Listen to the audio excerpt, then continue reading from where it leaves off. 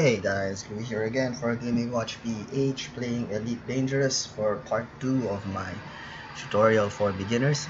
So in the last tutorial, I showed you guys how to map your controls, at least the critical ones, and now we're going to partake in some missions. There is one thing that I did miss last week, which I think it's so simple, that's why I probably forgot about it. But firing your weapons when they're deployed, you have to map it here. Basically, we'll just run through the basics. Fire primary weapon. This is your primary weapon. Secondary fire. This fires your secondary weapon. We'll discuss more about what's in your primary and your secondary in a video dedicated to combat. Same with cycling the fire groups. But the basics when you start is these are the two that you're going to need. Firing your primary and firing your secondary. Okay, so back on to the missions. So when you start the game, this is actually the screen you're going to see. Well, not exactly this, because this is a different station. But you're going to see your the menu already active. So you can use your interface controls, the up, down, and then select and back here. So you have three options: Starport Services, Return to Surface, and Launch. Starport Services opens up the services that are a menu for the services that are available for that starport.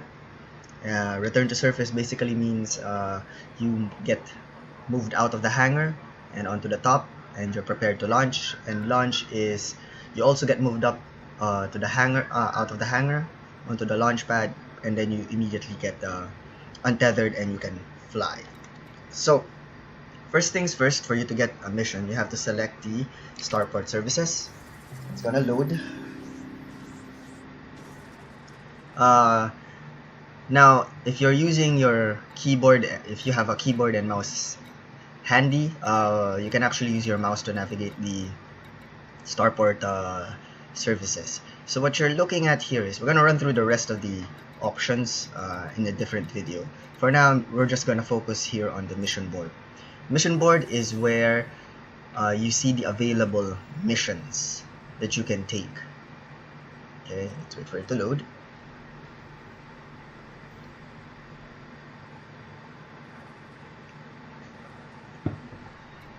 Alright, so you can see here on the left side, if you can see my mouse, these are the different representatives of minor factions in the space station that you're docked in.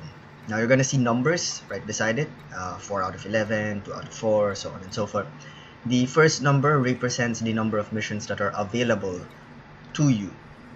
11 represents the number of missions that total that this person has to give. So like for example, this guy for the United LHS 349 Green Party, you can see there's several available missions for you here: internal report delivery, etc., so on and so forth.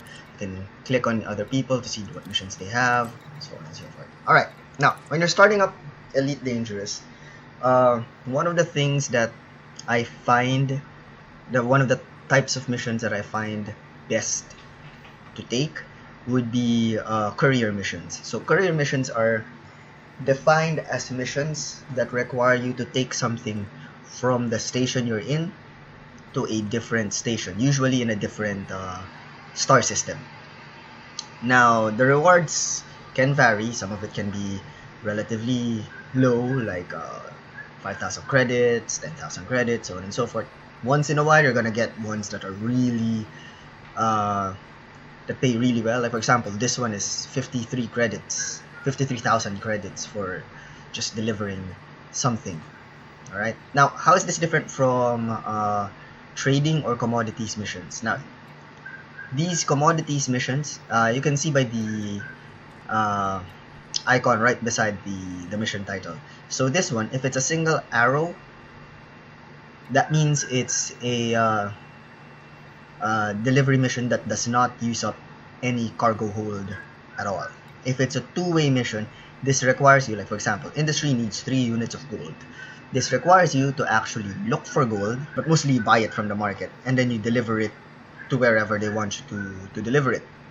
See if you can find boom data. See, these are all courier. So courier missions are basically, you don't have to purchase anything. They'll give you the thing that you need to deliver. It's either data, which uses no cargo space whatsoever, or it's gonna be commodities that use up 1 or 2 spaces in your cargo hold. Now, the reason that these courier missions are great is because when you start out, your starter ship doesn't have a big cargo hold.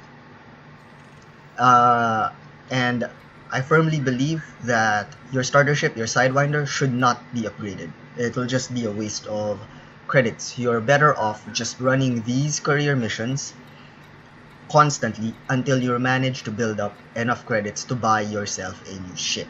Now, what kind of ship you would be buying, that would depend on what role you would see yourself fulfilling in the Elite Dangerous world.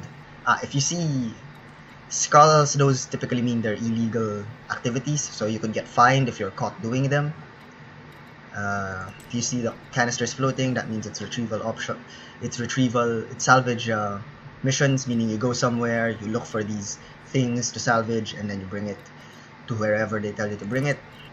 These are combat missions. These are assassination missions. But yeah, basically, when you're starting out, I highly recommend you stick to just courier missions. Let's see. This one just rewards commodities. I'm looking for... Yeah, you have to check on what kind of rewards they'll give. Like, this one gives 50... Sorry. This one gives 59 credits. This one just rewards reputation and commodities. So, when you're starting out, it's better to stick to just trying to earn credits instead of commodities. When you do earn... Sometimes you'll get credits and commodities. I typically just sell off the commodity, whatever it is, when I manage to get it. So let's see. Or I can go to LFT 1448.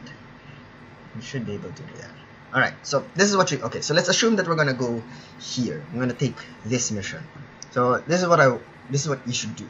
When you've decided on a mission to take... By the way, you can take multiple missions at the same time. We'll get to that in a little bit. So let's say I am going here. When you open it, by the way, you'll see the details, further details. So you're supposed to deliver data to Dirac Enterprise at LFT 1448 system. Data will be stored in a computer, will not require any cargo space. You'll receive your reward upon delivery. Good luck. Hostile ships might be sent against you. This just means that while you're delivering, there's a possibility that hostile ships will try to intercept you or interject you. It's not a guarantee that they will. And then this is the recommended rank. So it's actually recommended that I'm merchant, which exceeds my peddler rank. That doesn't mean that you can't take it. Typically for courier missions, this has very little bearing whatsoever, because you go to the system, you fly to the station, you dock, you deliver the data or the package or whatever, you get your money, and then boom, you're done. Every mission you take, you have a time limit for delivery. Okay, so you have roughly, it's typically 1 day. You have 1 day to complete the mission. Alright, so before you accept it, what you would like to do is you would want to open your galaxy map, because from here, when you open your galaxy map, it's automatically going to point to this system, LFT 1448. So when I open it, it's gonna load there, LFT 1488. Let's zoom that in, LFT 1488. We'll be discussing galaxy map in detail in another video. You can see if you can make it there when you do the plot course. So it shows you that you're currently here where the blue is. You're going to jump to this sector and then jump to this sector. So it's 2 jumps away, but you can make it because it's a solid orange line. If the line at any point becomes broken, that means that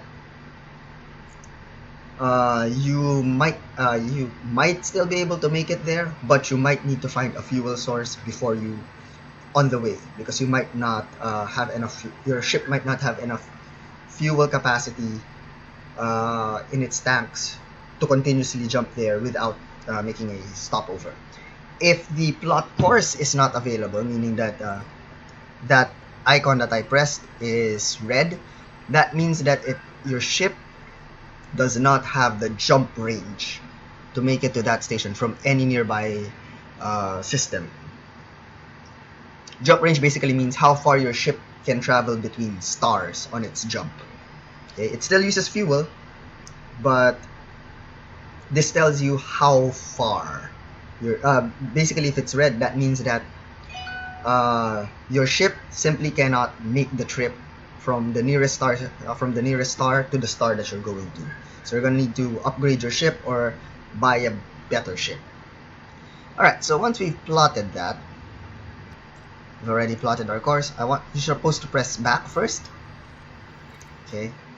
And then you look for that, and then you accept the mission. You can also accept the mission first, but when you do, the open galaxy map thing vanishes. So you can't actually check your if your ship can make it there without exiting the station services. Alright, now the next thing that we're gonna do is, since we already picked our primary mission, which is and we know where it's gonna be going, LFT 1448. So we're looking for so now that we already have a mission and we have a destination, a system we're going to, LFT 1448, we can then start looking for other missions that are going there. So nope, LFT 1448. No. This is an example of the points where it actually uses cargo space. When it has that commodities icon and then a single arrow, that means they're gonna give you the commodity and you're supposed to take it there. Right? Okay, I guess there isn't any.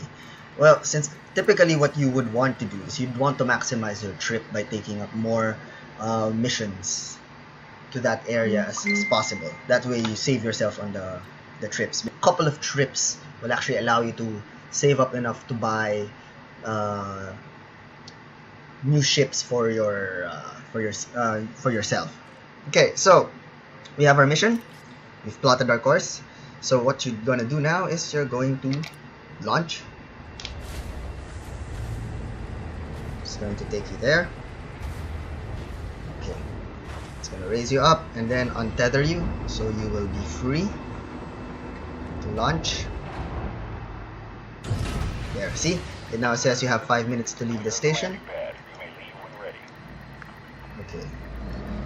So, what you're seeing me do right now is I'm actually using my thruster controls, thrust up, to be able to move my ship directly upwards. And then I'm using my throttle to move my ship forward, and then my joystick to move myself, to control my ship. Pitch, roll, yaw. So one thing that I like to do is I like to orient it so that any adjustments to orientation that I have to do, I do it by pulling up. Okay, so here we go, enter proximity warning. Okay, now that we're clear, we can speed up a little. Alright.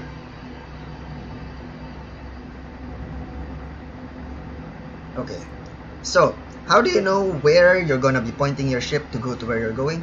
That's what the thing that you did for the navigation is for. You see, there's no arrow. Okay, you're gonna see right beside the big radar screen on the left side, you're gonna see this globe with a circle.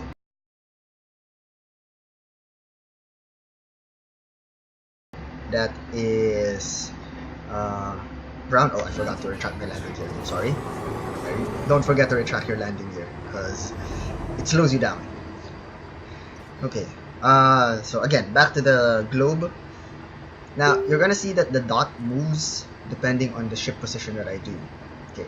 So if I align the dot directly to me, you'll see there's nothing in front of me. That's because the dot is hollowed out. When it's hollowed out, that means that it is 180 degrees. It's behind you. It's not within your front arc. So even though it's dead center, it's actually directly behind me. So what I'll do is I will pull up and try to align that. You see that it suddenly turns into a solid white. That means that it's now within your front arc. So if I align myself directly to it, there it is, as you can see.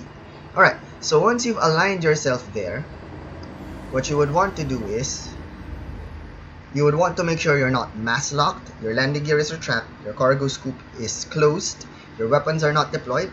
You then engage your frameshift drive. Oops.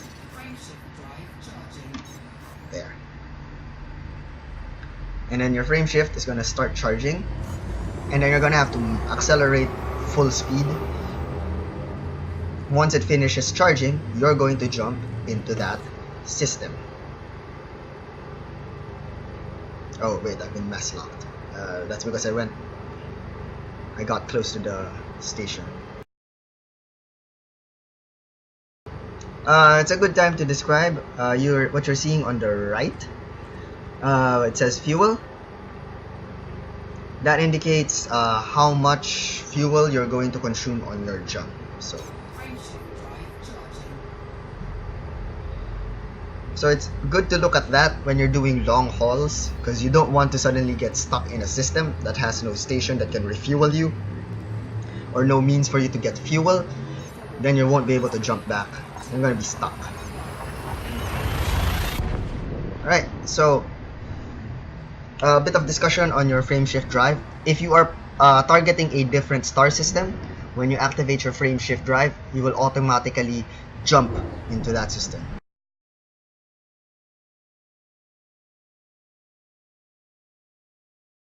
Sorry. So I'll just align myself to the area where I want to make the jump. Again, that's another star system. That's our target, LFT 1448. I'm gonna throttle up, and I am going to make the jump.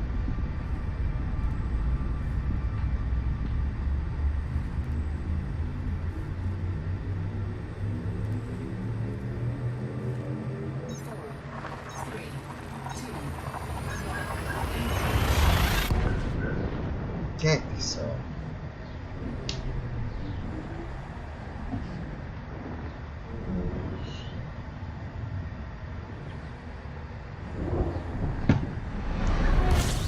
alright, I'm going away from the sun. Okay, so now we're in the system where we're going to. Now we need to find out which station we're supposed to deliver this to. You can always review the data here in your by accessing your left panel. You use your navigation to tab to the transactions tab, select the mission that you want to check, and it tells you direct enterprise. Okay, so we have to look for direct enterprise. How do you find it? Same menu, same HUD. I mean same panel, left panel. You go to navigation. You should be able to find it to your right. A list of things a list of the bodies that are that you can go to. So most of them are planets, nav beacons, etc., etc. Unidentified signal sources are also up there. But there's what we're looking for: direct state enterprise. So I select that, I lock my destination, and you can see the globe updated. So I will point my ship towards that location, and we are traveling there. Now when you exit a system, you are automatically in super cruise.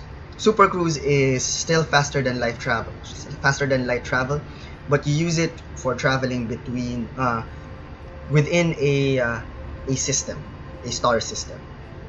Okay, so I'll show you later.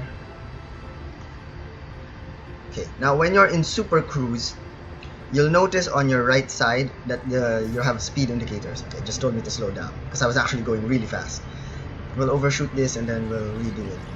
But the idea is that you, when you're in super cruise, is that you can't, if you set your speed too low, you're going to take forever to get to your intended location. If you set your speed too high, I'm gonna throttle down first so that we avoid the issue that we encountered a while ago. If you go too fast, you now have a problem of overshooting your target, which is exactly what happened with us. We were going too fast. So one of the things that I found helpful to do is I watched this in a YouTube tutorial as well, is that you try to first accelerate, and then you're gonna see there's a number right below the name of your target. Right underneath it, there's the distance, which is 3.89 light seconds away, and then below that is actually the time it would take for you to reach that to reach that station. Now the idea is you would want to make that number stick to around 10 as much as possible. You can go to around between 8 and 12. Okay, so right now it's at 23, so I'm going to accelerate slightly, starting to drop down, 15, accelerate slightly, 13, 12. Okay, that's the perfect number. So you just keep your acceleration there since it's 13. Now, mind you, on longer travels, you're going to have to adjust that. You're going to have to adjust your throttle a little bit more often. Okay, you're gonna have to try to throttle up and then slowly decrease it as you're approaching your target number. Now, so long as you keep that, right now it says 21, so I have to increase again slightly. I'm gonna drop that back down to around 12, 19, 18, 17, there we go, 16, 15, 14, 13, 12, 11, 10, okay, slow that down a little, 8, okay, keep it at there, around 7, that's a fine number. Slow it down a bit more. Alright, now the idea is you want to be at a certain speed when you hit a certain distance away from your target, so that you can exit hyperspace safely. You can exit hyperspace at any time. There, it says safe disengage. So to disengage, you just press your frame shift drive button again, and it'll take you there. Okay. I'm gonna slow down a little bit.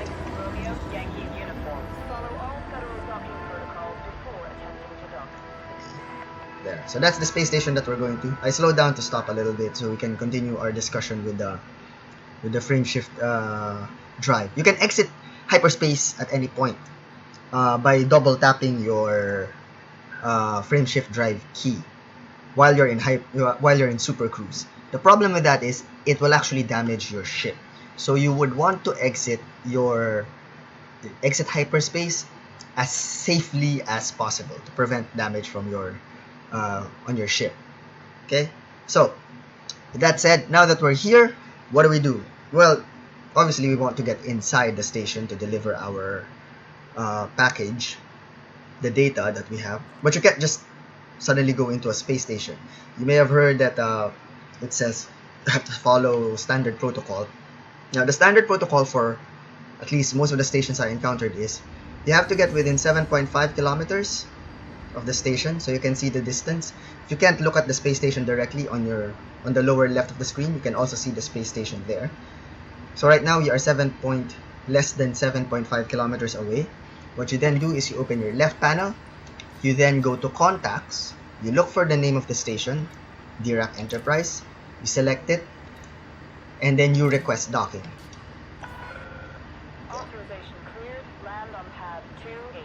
It's going to give you a landing pad number. So for this type of station, you have to go inside to find your landing pad. So we're going to accelerate slightly. Also, do take note that some space stations, if not all, have a speed limit. They don't check it regularly. I haven't been fined for speeding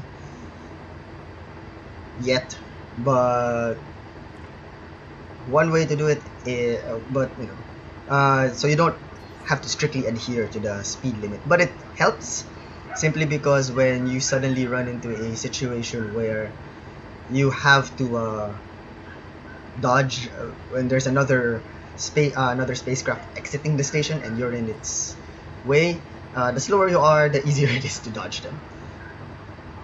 Okay, so this is the slightly tricky part. You have to align yourself. When you're going into a station and leaving the station, I forgot to mention this a while ago, you would want to align with the green light always, meaning there's two sides. So we're entering on the left side because the green light is on the left side. If the green light is on the right side, you enter from that side. Regulate your speed and maintain current vector. Okay, there we go.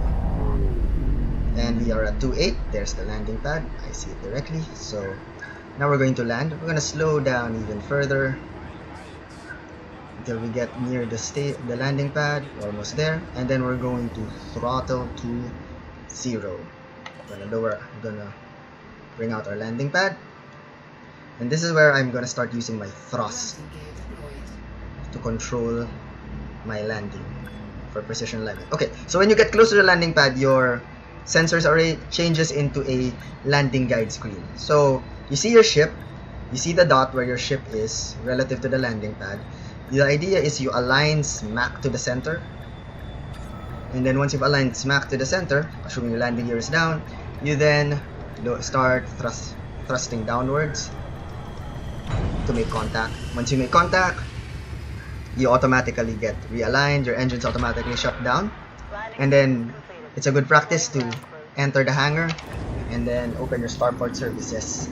The reason for you to enter the hangar is one, you get scanned less while you're on the surface, or if you're smuggling, that's a good thing.